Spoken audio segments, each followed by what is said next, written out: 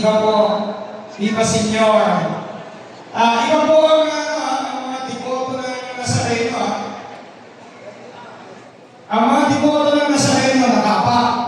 Sa mundo, devote. Sa muli, ako po si Bernard Ibay na ihipin mong Pigatondo. Pinanganak sa loob ng bahay namin sa 347 Cristobal Street, Tondo, Manila. Madami yung nakakilala sa akin, si Adita Baby. So, ibig sabihin, ano po ako? Pinanganak ako sa Hilo, 1974. At nasa din yung mabuting hawak niya. Ipapatibay lang ko to. Yan.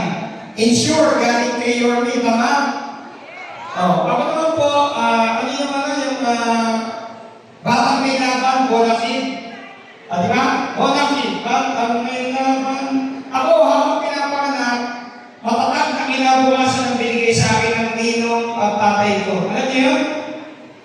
In their other lives, nag-iinuman sila habang pinapanganak ako. So, kaya po, inaalam ko lang talagang ako ay Pigatondo. At ako po ay nagtapos sa Law School of MMQE. Alam niyo din yun? Law School of MMQE. Manuel Quezon Elementary School Law. At naging classmate po kami ni Yorme School Moreno sa Tondo High School. Yan. Sino mga Tondo High School? Yun, meron na palang mga lolo-lolo na Tondo High School. At ako po ay naging presidente ng alumni noong 2019. Isa po sa naging proyekto ko doon yung elevator. Nagkaroon ng elevator ang Tondo High School. At first public school na nagkaroon ng elevator, high-end elevator. Nagkaroon din po kami ng mga medical mission doon o plan tuli. Alam niyo, mga lolo na ako po ay naging police noong 1996. Isa sa naalala ko ang lolo-lola ko. Alam niyo kung bakit? Nung nakasayo ko sa Mindanao, pinadalan ako ng lolo ko ng anting-anting. At pinakita niya pa yung kalunok ng tito na yun. Sino na yung mga sa anting-anting? Anting-anting ako!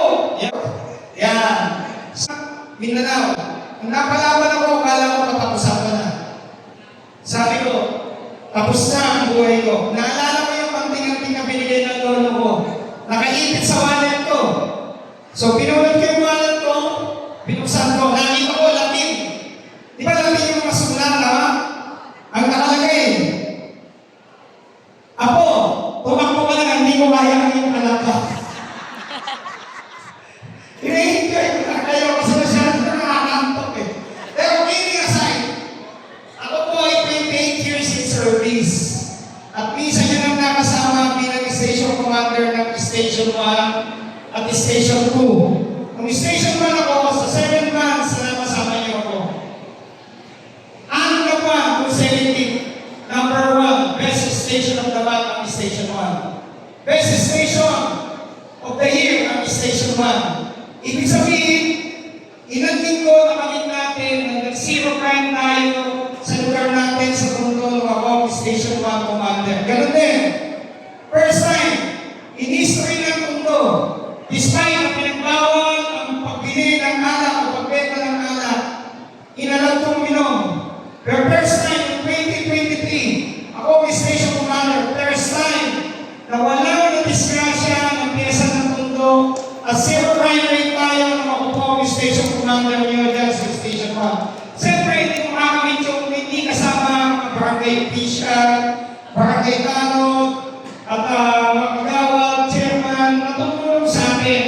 Bilang makamit yung mga award na nakuha ko sa Station 1. Kung nag-Station 2 ako, ganoon din po, nagtayo ako ng mga perimeter na kung saan nakikita niyo ang pulis sa kanto ng Moriones, Saragosa, Dagupan, at may mga benta akong binigay ng pulis. Ang tinawag ko ngayon na Moriones Tondo Shield, kung saan nakikita niyo ang bawat pulis na tumatago sa barangay, binigay sa barangay niyo.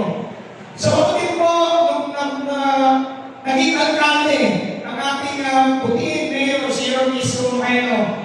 Ako po muna niyang in-appoint sa pinangkat niyang Special Mayor's Reaction Team. Kung saan nakikita niyo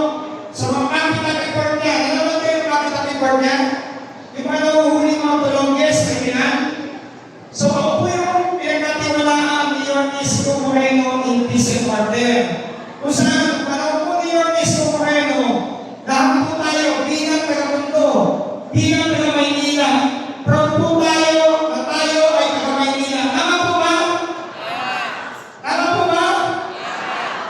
Nung po tayo ni Yorme Isko Moreno, bago niya po inawakan ng magiging alkalde ng Manila City Hall, ang ekonomiya po natin ay parang 16 out of 17.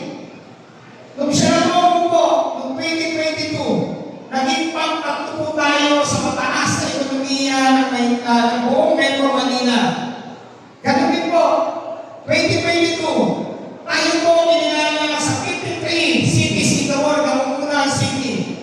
Tayo po ang pang-34 best city in the world. Ibig sabihin, safe city in the world, tourist city in the world na pinupuntahan.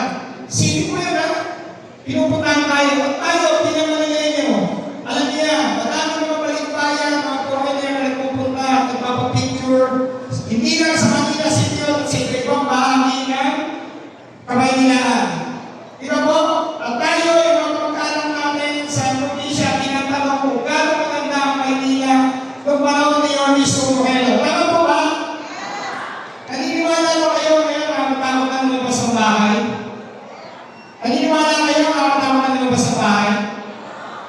Opo, kahapon na lumabas ako ng bahay, may isang libo yung pulis ako, pagbalik ko 20 pesos na lang.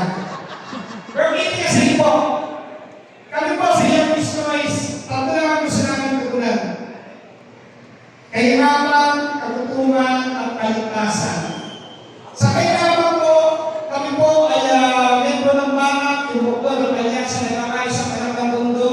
Nakikita niya nagtayo kami ng bumbero, kasama po si William Nieva Bansay. Kami po ay nagtayo ng buo kung saan pwede kayo makailangan ng puhunan, kaya yung mga member yata dito ng buo po to. Pwede kayo makailangan ng puhunan at malinong tubo, pwede kayo savings. Ganun din po yung 2 years. Gagawin po namin multi-purpose yun para matutunan ang kagutuman. Kung saan makakabili po tayo ng maliit na mga halaga ng mga pangunahing bilhin katulad ng bigas, dilata. Kasi ang multi-purpose po, there's 12% back sa mga pangunahing pangangailangan natin. So, ganun din po para sa kaligtasan. Mahalaga po ang peace and order sa gobyerno at sa ekonomiya. Bakit po? Kung wala po natin, walang krimen, madami po magtatayo ng negosyo. Isa lang po niya yung serial killer na nangyari sa Balot, Rodriguez. Kung saan nalipat na po ako ng Station 2, nung nasolve yung kaso na yun, bigla ko may nagpadala sa akin ng invitation. Yung Meat Republic, hindi ko kinalayin ha, Meat Republic, nagpapasok sila ng negosyo pagkatapos ng serial killer na nahuli ko. Siyempre, kasunod doon, nagtatrabaho yung tao doon. Ano ba? Sinabi lang ko ni Yorme Isko Moreno dati na road is beyond the commerce of man. Ibig sabihin, lahat po ng mga komersyo ay dumadaan sa kalye. Kung ang problem po, walang magdagan, bababaho ang bilihin natin. Kasi kasama ko yan sa logistic expenses. Kung ang problem ay manuwag kakadalo yung mga komersyo, sagana ho ang ekonomiya natin. Ganun po. Last 2 minutes. Yan. At hindi ko nawawala ko yan last 2 minutes. Kahit sa PBL at NPA, hindi nawawala last 2 minutes. So, ibig po sabihin, ang problem po, nung time na ako ng station commander, nung time na si Yorme ang alkalde, maupos na ako ang tulungas niya. Alam mo, natakot ang kriminal, nag-aalisa sa Maynila. Ano po ang kaya ng peace and order? Naalala niyo yung mga states sa Pretel? Sa Pretel, yung pinasuko ko, bayan yun eh. Kamag-anak ko noon, OFW. Imagine, anak niyo, kapatid niyo, asawa niyo, nagtatrabaho sa ibang bansa, tapos yung mga kamag-anak dito gumagamit ng droga. Ganun din, yung mga nagtatrabaho sa gabi ng mga call center. Nagtatrabaho, mahuhulap na. So, ganun na umiikot at kahalaga sa ekonomiya ang peace and order. Kami po sa Your Peace Choice, hangad lang namin ang bawat isa na mabigay ang karapatan ng bawat isa sa inyo. Mabigay ang karapatan na makalakad kayo na walang takot at ligtas dito sa lugar natin, sa malinis na lugar natin sa mundo. So muli, ako po si Colonel Jun Ibay. Maraming salamat po. Yan, salamat sa alakahan nyo. Ang servisyo po, wala sa politika, wala sa posisyon, kung hindi na sa aksyon. Ako po si Colonel Jun Ibay, ang inyong action man.